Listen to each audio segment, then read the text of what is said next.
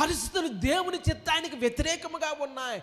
పరిస్థితులు దేవుని ప్రజలకు ప్రతికూలముగా ఉన్నాయి. శాపగ్రస్తమైన పరిస్థితిగా ఉంది. ప్రియులారా, అక్కడ ముందు చూసినట్లయితే దేవుడు ఏదైతే శాపగ్రస్తమని చెప్పాడో ఆ యొక్క పట్టణాన్ని తిరిగి వారు నిర్మించడం అనేది మనము చూస్తూ ఉన్నాం. ఆ ముందు మాటలో మనకు కనబడతా ఉంది.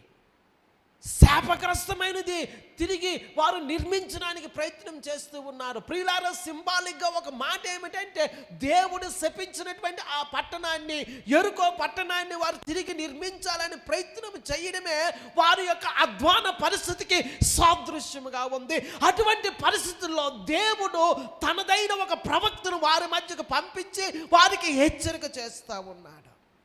దేవుని నామానికి మహిమ కలుగును గాక. హల్లెలూయా. అంతటా